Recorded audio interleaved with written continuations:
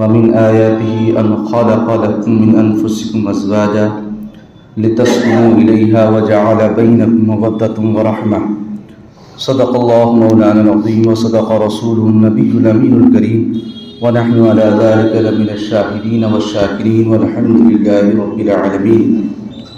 آئیے سب سے پہلے آقا نامدار فخر آدم و بنی آدم رحمت دو عالم نور مجسم صلی اللہ تعالی علیہ وسلم کی بارگاہ بے کس پناہ میں ہدیہ درود شریف کا نذرانہ پیش کریں، پڑھیں بآواز بلند اللہم صلی علی سیدنا و مولانا محمد مبارک وسلم صلی علیہ صلاۃ و سلام علیک یا رسول اللہ صلی اللہ تعالی علیہ وسلم۔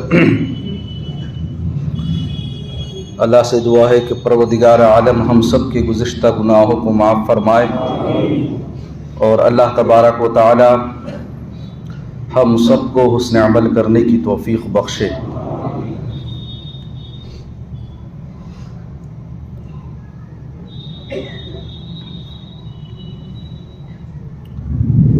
چونکہ اس وقت جو ہے دہلی میں اور بالخصوص ہندوستان میں جو ہے شادیوں کا بڑا سیزن ہے اور لوگ جو ہے خوب شادیاں اٹینڈ کر رہے ہیں اور اپنے بچوں کی بھی شادیاں کر رہے ہیں۔ اللہ سے دعا ہے کہ پروردگار عالم ان سب کی ازدواجی زندگی میں برکت عطا فرمائے جنہوں نے سنت کے مطابق شادیاں کی ہیں۔ اب کہیے آمین۔ بات پوری ہونے دیا کیجیے پہلے، اس میں دو چیزیں ہیں اور دوسری چیز جو مینشن کی گئی وہ بہت ضروری تھی۔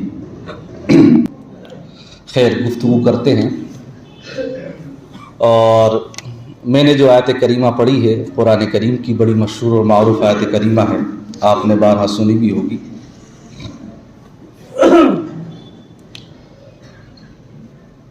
عموماً ہم لوگ جو ہے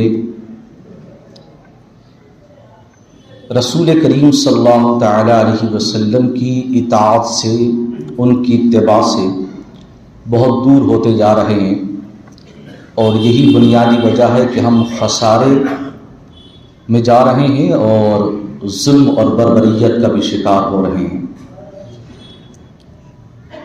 پہلے ہی میں معذرت خواہ ہوں، کچھ لوگوں کو شاید ٹھیس پہنچے گی میری گفتگو سے، لیکن میں بتا دوں میں جو بھی کہوں گا یہاں پر وہ سب قرآن اور حدیث کی بات ہوگی، صرف اس کو پہنچانے والا میں ہوں، وہ کہنے والا یا تو رب ہوگا یا پھر رسول اکرم ہوں گے۔ اس لیے کوئی بھی بات میرے بارے میں بولنے سے پہلے یا کسی عالم کے بارے میں بولنے سے پہلے یہ دیکھ لیا کرو انہوں نے حدیث سنائی تھی یا قرآن سنایا تھا، تو اللہ کو قطعاً برداشت نہیں ہوگی وہ بات کہ تم نے ایک عالم کی زبان سے قرآن کی آیت کا ترجمہ سنا اور پھر تم نے اس کی گستاخی یا بے ادبی کی، یا کوئی حدیث سنی تھی نبی کریم صلی اللہ علیہ وسلم کیسے برداشت کر سکتے ہیں اس بات کو۔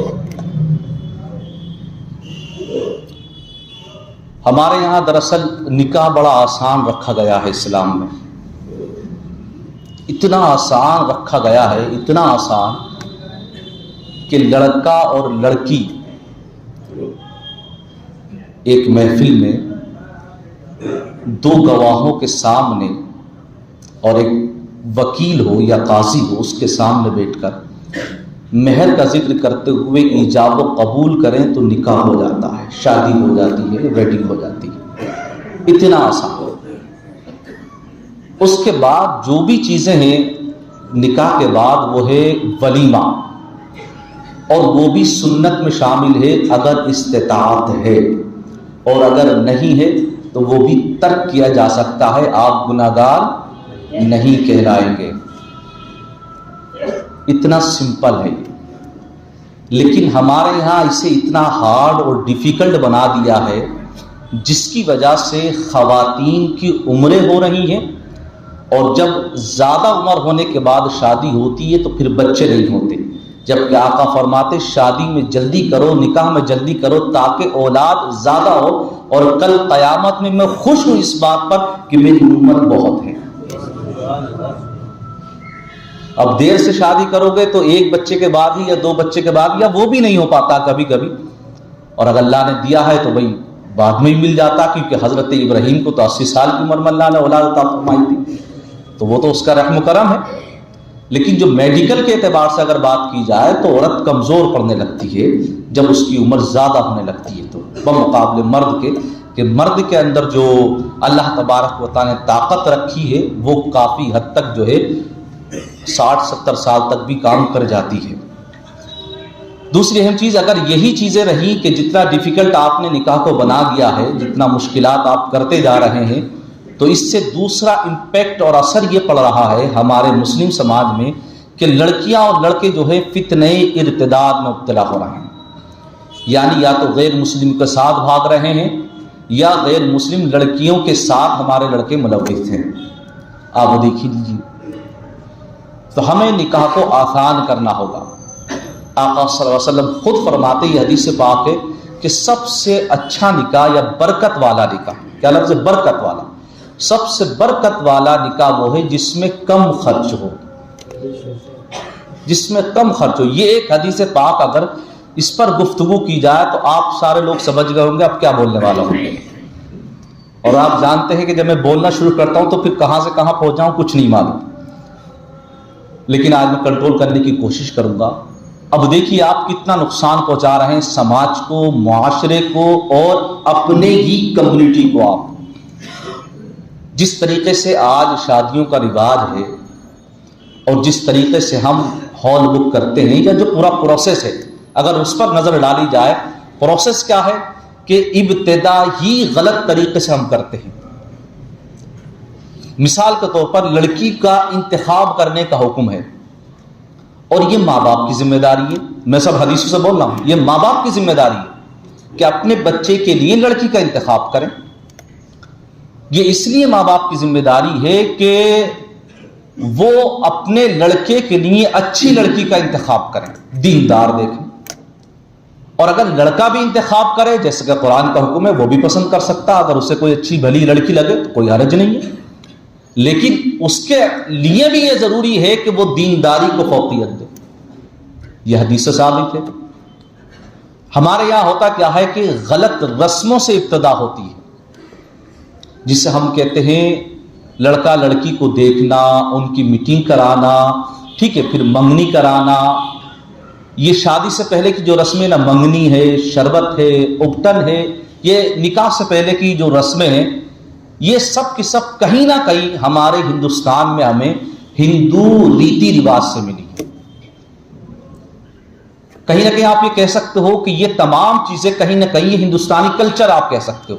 اب آپ کہو گے کلچر کو تو اسلام منع نہیں کرتا، تو ہم کہیں گے بالکل کلچر کے بارے میں تو اسلام جب بات کرتا ہے تو صرف یہ دو باتیں اہم ہوتی ہے اس میں، کہ کوئی بھی اگر لباس ہے تو وہ ساتر ہو، آپ کوئی بھی کپڑا پہنے تو وہ لباس شرعی بن جائے گا اگر آپ کا ستر چھپ رہا ہے۔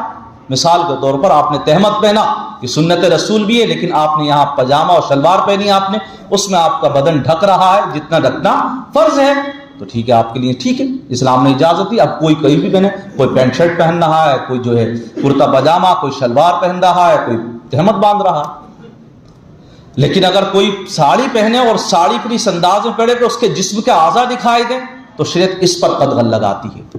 اسی طریقے سے اگر کوئی رسم ہے، کہیں بھی آپ گئے تو وہاں کچھ رسمیں ہیں، آپ کو اگر اچھی لگ رہی ہیں آپ اس میں شامل ہوئے، لیکن اگر وہ مذہبی عقیدے کے خلاف ہیں یا ہمارے مذہب کے خلاف ہے تو پھر ہمیں آواز اٹھانا پڑے گی، اس لیے کہ اللہ نے ہمیں یہ ذمہ دیا ہے، اور آپ تک بات پہنچانا، اور پہنچنے کے بعد آپ نے اس سے توبہ نہیں کی، نہیں بچے آپ، تو پھر آپ سخت گناہ گار ہیں، کل قیامت میں آپ کی پکڑ ہونے والی ہے۔ اب آپ نظر ڈال لیجئے جتنی رسمیں شادی سے پہلے ہیں اور جتنی رسمیں شادی کے بعد ہیں، یا شادی کے وقت جو آپ رسمیں کرتے ہیں، ان میں اگر کوئی بھی رسم ایسی ہو جو شریعت کے مطابق اگر ہو رہی ہے تو بالکل قبول ہے، آپ کیجئے، کوئی منع نہیں ہے۔ اور اگر آپ کو لگتا نہیں اس میں صاحب شریعت کا مذاق بنایا جا رہا ہے، اس میں تو شریعت کا جو قانون ہے اس کی کھلواڑ ہو رہی ہے، دھجیاں اڑائی جا رہی ہیں۔ مثال کے طور پر منگنی کی رسم ہے، لڑکا لڑکی بیٹھے ہیں آمنے سامنے اور صاحب ایک دوسرے کا انگوٹھی، اور وہاں مرد و زن کا اختلاط، اور اس کے بارے میں قرآن میں بھی سخت حکم ہے اور حدیث پاک میں بھی سخت حکم ہے۔ اب آپ سوچئے کہ جس میں لڑکا لڑکی شامل ہو. بلکہ اب تو ہم نکاح جب کرتے ہیں تو نکاح کرنے کے وقت بھی ہم نے دیکھا کہ بارات آتی ہے بہت ساری, اور بارات لانے کے بعد اس میں ہوتا کیا ہے, لڑکے والے بھی خوب لاتے ہیں, ثابتیں ہوتی ہیں یہ سب باتیں پہلے, اور لڑکی والوں کی طرف سے بھی خوب سارے لوگ شامل ہوتے ہیں, اور اس میں کوئی بھی پردے میں نظر نہیں آئے گا الا ماشاء اللہ کوئی ایسی دیندار خاتون مل جائے جو واقعی برقعے میں ہوگی اور وہ واقعی شریعت کے اعتبار سے اس کا برقع ہوگا. اگر برقعے میں بھی ہوگی تو تب بھی اس کا جو ہے جسم کے اعضاء دکھ رہے ہوں گے اور خوشبو لگائے ہوئے ہوگی. آپ یقین مانیے یہ حدیث پاک ہے, اور 2 حدیثیں ہیں اس پر. ایک تو یہ حدیث پاک آقا صلی اللہ علیہ وسلم نے فرمایا اگر خوشبو لگائی اور اسے مرد نے سونگا اور عورت نے چاہا کہ اسے سونگا جائے, اس تک پہنچی تو اس عورت نے زنا کاری کی. ایک حدیث پاک ہے, صحابی کا نام بھول رہا ہوں میں, وہ جب مسجد میں تھے حاضر مسجد نبوی میں, تو عورت نماز پڑھنے آئی تو خوشبو آ رہی تھی بدن سے. اس نے کوئی پرفیوم یا عطر لگایا تھا, تو انہوں نے پوچھا کہ آپ نے خوشبو لگائی ہے؟ کہا ہاں لگائی ہے. کہا تمہیں نہیں معلوم کہ نبی کریم صلی اللہ علیہ وسلم نے فرمایا کہ عورت اگر خوشبو لگا کر مسجد میں آ کر بھی نماز پڑھے تو اس کی نماز قبول نہیں. اب یہ جتنے میک اپ کرنے والی خاتون ہیں اور یہ جتنی خوشبو لگانے والی چیزیں استعمال کرتی ہیں اور جس طریقے سے بن ٹھن کے آتی ہیں, یہ کوئی کرائے پہ نہیں آتی ہیں, یہ ہندوستان سے باہر سے نہیں آتی ہیں یہ, ورنہ ان کی تو انٹری نہیں ہے آپ کے یہاں شادی میں. یہ سب آپ کی بہن اور بیٹیاں اور مائیں ہوتی ہیں.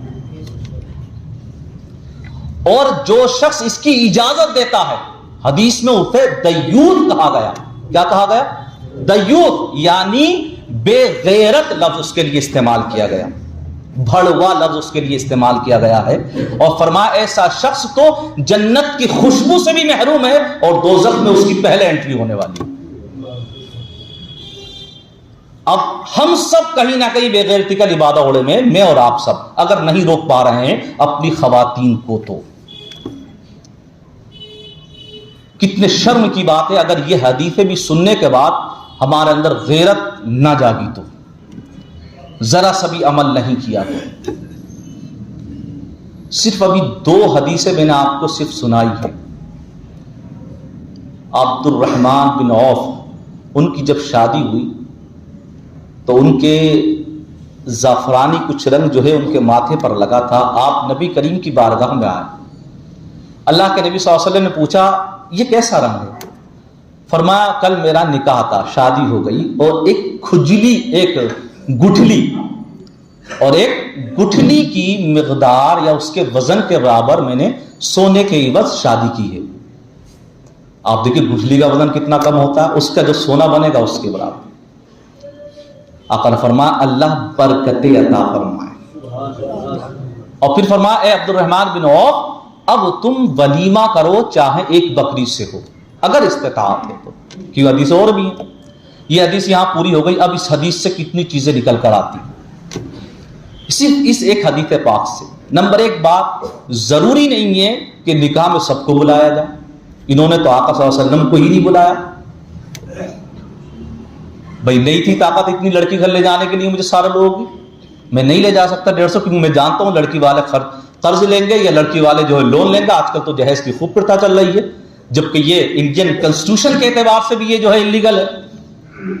آپ حیرت کریں گے, ابھی کا پیپر جائیے اٹھائیے آپ اور دلی سے باہر کی خبریں پڑھیے. میرے اپنے علاقے کی خبر ہے, اس لیے مجھے آج یہ تقریر کرنا پڑ رہی ہے. سوار میں ایک جگہ ہے نرپت نگر, لوگ جانتے ہوں گے جو رہتے ہیں وہاں پہ, رامپور میں. وہاں بارات آنی تھی ٹانڈا سے, اور ایک جگہ ہے عظیم نگر, وہاں سے بارات جانا تھی ٹانڈا کے کسی گاؤں میں, اور دونوں لوگوں کی باراتیں لوٹ گئیں صرف اس وجہ سے کہ وہ جہیز کی ڈیمانڈ رکھے ہوئے تھے اور اس ڈیمانڈ کو ماں باپ پورا نہیں کر پائے. اور وہ سب منتظر رہے, اور جا کر شام کو انہوں نے تھانے میں جا کے رپورٹ لکھوائی کہ صاحب بارات کے منتظر ابھی تک تو آئی نہیں ہے, اور ان کی ڈیمانڈ یہ ہے کہ اسکارپیو مانگ رہے ہیں. اب کوتوالے بھی آپ جانتے ہیں کرتا کیا ہے کہ بھائی پنچایت کر لو, آپس میں نپٹا لو معاملہ, وہ بھی یہ کرتے ہیں. تو اب پنچایتیں چل رہی ہوں گی فی الحال, آج کے پیپر میں ہے یہ. اب آپ سوچئے ہم جا کہاں رہے ہیں, اس میں غلطی کس کی ہے یہ بھی آپ کو ہی سوچنا ہے. کیونکہ میں تو نہیں کہہ سکتا. ہم نے اپنی بچیوں کو بوجھ سمجھ رکھا ہے، جبکہ ایسا نہیں. اور کان کھول کر سنے وہ لوگ بھی جن کو اللہ نے اولاد نرینہ عطا فرمائی ہے، جن کو اللہ نے لڑکے عطا فرمائے، وہ کان کھول کر سن لیں. اگر وہ یہ سوچتے ہیں کہ انہیں صاحب ایک گھر اور ایک جہیز ملنے والا ہے اور اس وجہ سے وہ ڈیمانڈ رکھتے ہیں، تو کل قیامت میں اتنے برے طریقے سے دوزخ میں پیسا جائے گا کہ تم سے دوزخ بھی پناہ مانگنے لگے گی. یقین مانیے آپ، چھوڑا نہیں جائے گا. تم ہمارے لیے کوئی بھی ہیرو یا کوئی بھی ریل لائف کا آدمی یا یہ جو دنیا دار لوگ ہیں، یہ ہمارے لیے کبھی آئیڈیل نہ تھے اور نہ ہوں گے. ہمارے لیے آئیڈیل اور مثال اور نمونہ اگر رہے تو لقد کان لکم فی رسول اللہ اسوۃ حسنہ، نبی کریم کی ذات ہمارے لیے اسوہ حسنہ ہے، اور اس کے بعد صحابہ اکرام کی زندگی ہے. وہ اٹھا کر آپ دیکھ لیجئے.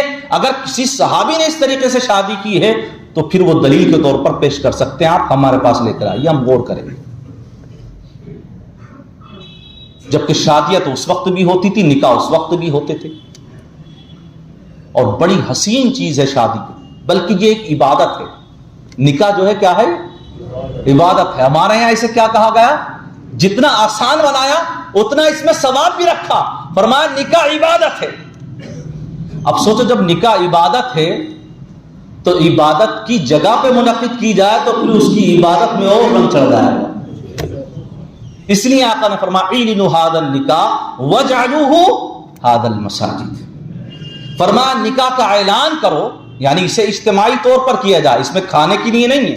اور پھر فرمایا اس کو منعقد کرو تو مسجدوں میں کرو. ادھر نکاح کا خطبہ ہوتا ہے، امام صاحب یا قاضی صاحب پڑھ رہے ہوتے ہیں الحمدللہ، پھر قرآن کی آیتیں پڑھنا شروع کرتے ہیں، حدیثیں، سارے لوگ کھانے میں مگن ہیں. جبکہ قرآن کا صاف اعلان ہے کہ جب قرآن پڑھا جائے وَانصِتُوا لَعَلَّكُمْ تُرْحَمُونَ، خاموش ہو جاؤ، بالکل ساکت، جیسے پتھر رک جایا کرتا ہے، تاکہ تم پر رحمت نازل ہو.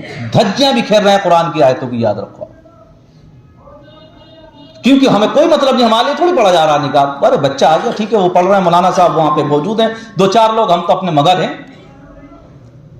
اگر کسی کے کان تک قرآن کی آیت کی آواز پہنچ رہی ہے تو اس کے لیے حکم ہے کہ وہیں کھڑا ہو جائے، بیٹھا ہے تو بیٹھا رہے اور اس قرآن کو سنے. جب تک قرآن مکمل نہ ہو جائے وہ بالکل ہل نہیں سکتا، اس کے لیے ہلنے کا حکم ہے.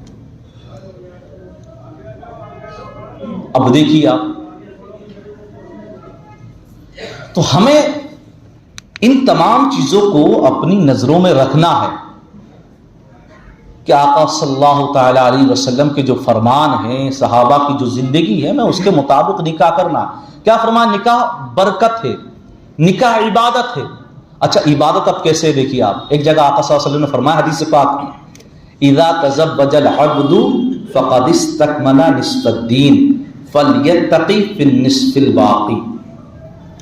آقا نے فرمایا جب بندہ نکاح کر لیتا ہے تو اس کا آدھا ایمان کمپلیٹ ہو جاتا. فرمایا آدھا تو چلو کمپلیٹ ہو گیا. اب سوچئے آپ کتنا ہی بڑی عبادت اور ثواب کا کام ہے، نکاح کرتے ہی آدھا دین کمپلیٹ، آدھا ایمان کمپلیٹ اس کا. اب آدھا بچ گیا، یعنی 50% انہوں نے جو ہے گروتھ کر لیا ہے اس معاملے میں، دین کی پختگی کے معاملے میں، ایمان کی مضبوطی کے معاملے میں. فرمایا اب آدھے میں کیسے کمپلیٹ کیا جائے؟ آدھا ابھی اور ہمیں پار کرنا ہے، اپنا ایمان مضبوط کرنا. فرمایا فَلْيَتَّقِ فِي النِّصْفِ الْبَاقِ، اب بس اللہ کا ڈر رکھا جائے. حدیث پاک ہے کہ نکاح کس سے؟ حضرت حسن بصری کے پاس ایک شخص آئے. حدیث سے پہلے میں یہ تھوڑی سی روایت سنا دوں. تو حضرت حسن بصری کے پاس ایک شخص آئے اور کہا میں اپنی بچی کا نکاح کرنے والا ہوں، آپ بتائیے میں کیسے لڑکے کا انتخاب کروں اپنی بچی کے لیے. پتہ آپ نے کیا جواب دیا؟ آپ نے فرمایا جس لڑکے میں سب سے زیادہ اللہ کا خوف ہو اس لڑکے سے اپنی بچی کا نکاح کرنا.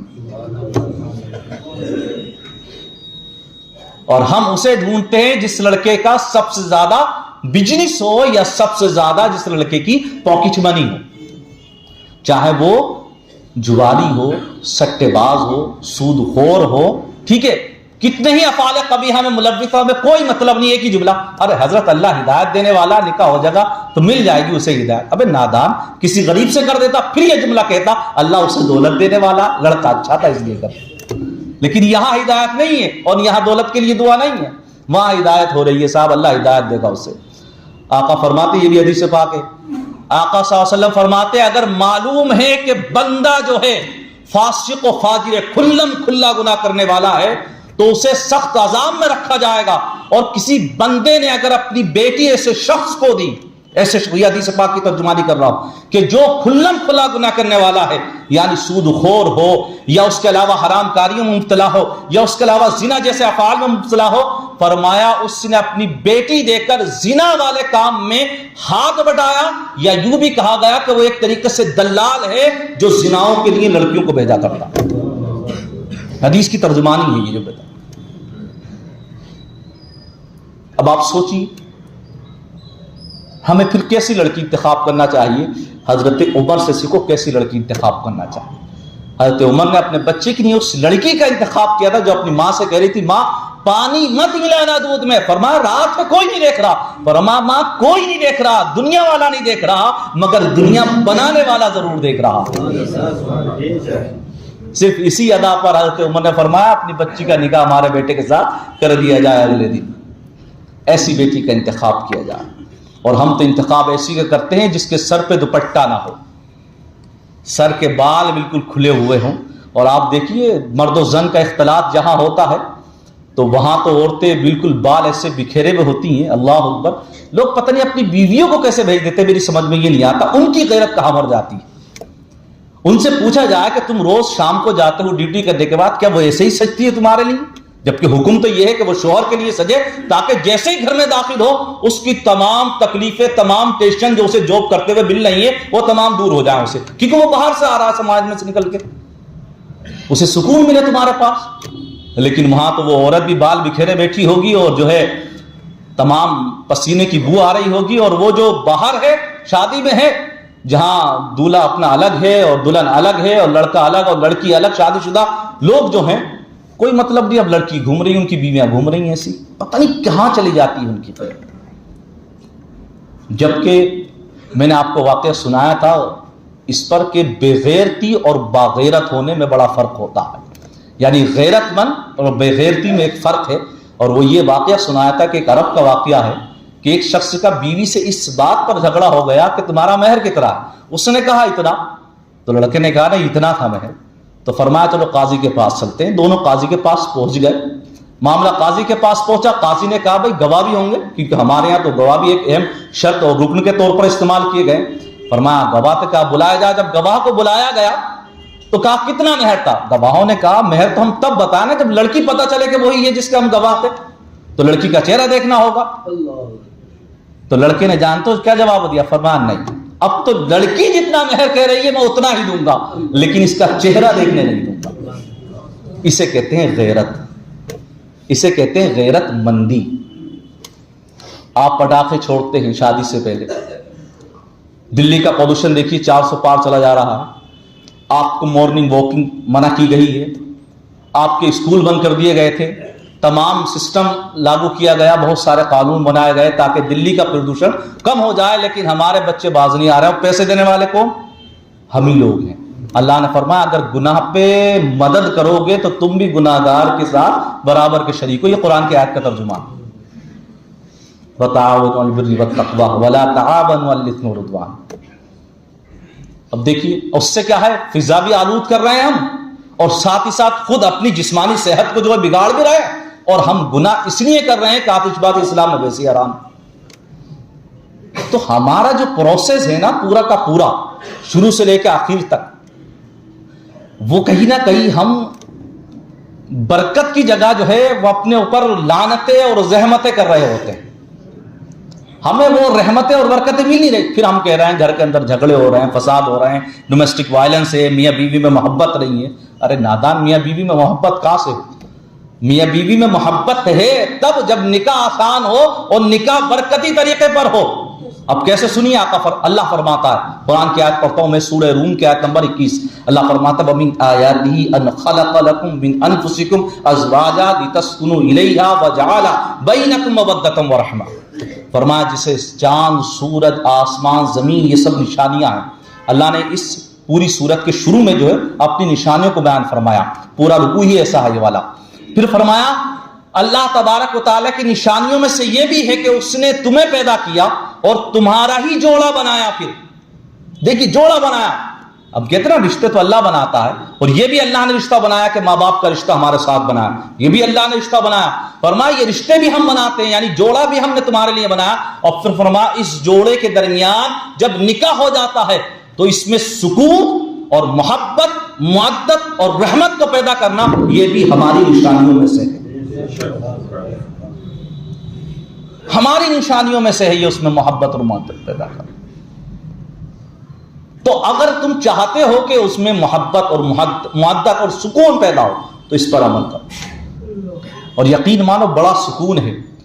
جتنے بھی سکون تلاش کرنے والے لوگ ہیں جو سکون کے متلاشی ہیں، وہ کان کھول کر سن لیں، تمہیں سکون کہیں نہیں ملے گا، لیکن اگر بیوی دیندار ملی ہے تو اس سے زیادہ سکون اللہ نے کہیں رکھا ہی نہیں۔ یہ بات آپ کو اس لیے ہضم نہیں ہو رہی ہوگی نا کیونکہ آپ کی بیویوں کے ساتھ انبن رہی ہوگی، سب کی رہی ہوگی، لیکن آپ کبھی نبی کریم کی زندگی پر نظر ڈال کے دیکھیے، اور کبھی صحابہ کی زندگی پر، اور بالخصوص حضرت علی کی زندگی پر ڈال کر، اور حضرت فاطمہ سے پوچھو کیسے تھے تمہارے شوہر، تو فرماتی ہیں وہ تو ایسے تھے کہ ہمیشہ میں ان سے راضی رہی۔ حضرت فاطمہ فرماتی اور میں ان کے لیے ہمیشہ رہی ہوں تیار۔ تو یہ تمام چیزیں آقا صلی اللہ علیہ وسلم کی زندگی پر نظر ڈال لیجیے آپ، بہت سکون ہے اللہ نے اس میں رکھا ہے، یقین مانو۔ لیکن تب یہ جب ہم اس آیت کو پڑھتے ہیں وَالطَّيِّبَاتُ لِلطَّيِّبِينَ وَالطَّيِّبُونَ لِلطَّيِّبَاتِ، پاک مرد پاک عورتوں کے لیے ہیں اور پاک عورتیں پاک مردوں کے لیے ہیں۔ جب یہ میچ ہوگا، آپ سوچئے جب یہ میچ ملے گا کہ ایک طرف پاک دامن عورت ہے اور ایک طرف دیندار لڑکا ہے، جب یہ دو ملیں گے تو پھر ہم نے دیکھا جب ابو صالح موسیٰ جنگی دوست کی شادی ایسی عورت سے ہوتی ہے جس نے کسی غیر محرم کو نہیں دیکھا ہوتا، جس کا نام ام الخیر پڑتا ہے، تو پھر اس سے اللہ اولاد بھی ایسی عطا فرماتا ہے جو امام الاولیاء یعنی غوث اعظم بنتا ہے۔ اولاد بھی ایسی عطا فرماتا ہے۔ اولاد میں برکت اگر چاہیے، فرما بردار اولاد چاہیے، تو نکاح بھی اسی انداز میں کرنا پڑے گا اور ایسے ہی لوگوں کا انتخاب کرنا پڑے گا۔ اسی طریقے سے ہم لوگ جو ہے اوریانیت اور فحاشی کو جو عام کر رہے ہیں اپنی شادیوں میں، اسے ختم کیجیے۔ اگلے جمعے میں پھر تقریر کرنے والا ہوں اس پہ، تھوڑا سائنٹیفک طریقے سے کچھ گفتگو رہ گئی ابھی، چونکہ ابھی تو صرف نکاح کو ڈیفائن کرنے کی کوشش کر رہا تھا۔ نکاح میں کے معنی ہی ملنے ملانے کے ہوتے ہیں، اور اس سے دو خاندان آپس میں جڑ جاتے ہیں، دو لوگ آپس میں مل جاتے ہیں، اور اللہ تبارک و تعالیٰ ان کی ازدواجی زندگی میں برکت عطا فرماتا ہے۔ اور ہم سب کو چاہیے کہ جب کسی کا نکاح ہو تو اس کے لیے برکت کی دعا کرے، اور بڑی خوبصورت دعا ہے، ہر کسی کو یاد ہونا چاہیے، بارک اللہ لکما و بارک علیکما و جمع بینکما خیر۔ جب بھی دولہا دلہن سے ملا کرو تو یہ دعائیں دیا کرو تاکہ اللہ ان کی ازدواجی زندگی میں خوب رحمت و برکتوں کا نزول فرمائے۔ اسی طریقے سے یہ تمام چیزیں جو ہیں جو آپ کے پیسوں کو خرچ کر رہی ہیں، ایک بار کربلا کو یاد کر لیا کرو، اور اگر کربلا نہیں جا سکتے، 1400 پیچھے آپ نہیں جا سکتے، تو پھر مسئلہ فلسطین کو یاد کر لیا کرو، آپ اس کو یاد کر لیا کرو۔ کم سے کم ہمارا مسلمان بھائی آج روٹی کھانے کے لیے اس کے پاس نہیں ہے، پانی میسر نہیں ہے، میڈیسن نہیں ہے وہاں پر، اور ہم اپنا پیسہ کیسے خرچ کر رہے ہیں؟ ہم خرچ کر رہے ہیں، اگر اس میں ریا ہے، اس میں فضول خرچی ہے، اس میں نام و نمود چھپا ہوا ہے، تو یاد رکھو ان المبذرین کانوا اخوان الشیاطین۔ اللہ نے فرمایا جتنے بھی فضول خرچ کرنے والے ہیں یہ سب شیطان کے بھائی ہیں، یہ سب اللہ کے نیک بندے نہیں ہیں، سب شیطان کے بھائی ہیں سب۔ تو ہم تو سب شیطانی والے کام کر رہے ہیں، آپ دیکھ لیجیے۔ ہمارے اندر اتنی طاقت نہیں کہ اپنے بچوں کو روک سکے، اپنے بچوں کو ہم نے ہیرو بنا ڈالا ہے بالکل، ان کے نہ بالوں پر ہماری نظر ہے، نہ ان کے لباس پر ہماری نظر ہے، تو بھیا پھر ہم کیسے روک سکتے ہیں شادیوں میں؟ اور ساتھ میں پھر مولانا کو بھی گنہگار بنا دیا جاتا ہے کہ انہیں بھی ایسے وقت میں لے جایا جاتا ہے جہاں تمام بارات چڑھ رہی ہوتی ہے اور تمام لوگ جو ہے وہ خلط ملط کا ماحول ہوتا ہے، اور جگہ بہت ہے الحمدللہ، اتنے بڑے بڑے ریسورٹ بک کریں گے آپ، ایسے ایسے ہوٹل بک کریں گے جس میں صرف 100-200 نہیں 1,00,000 آدمی آ سکتا ہے اس میں، لیکن پردے کا انتظام بالکل نہیں کریں گے۔ آزادی عورت کو بھی کہ آپ ادھر آئیے، مرد کو بھی آزادی آپ ادھر جائیے، کوئی سختی نہیں کریں گے ہم۔ حضرت ہم تو بہت ماڈرن ہے، ایڈوانس لیول آدمی ہیں۔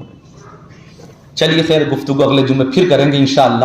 اللہ تبارک و تعالیٰ قبول فرمائے، کوئی غلطی مولا معاف فرمائے۔ استغفر اللہ ربی من کل ذنب واتوب الیہ وما علینا الا البلاغ المبین۔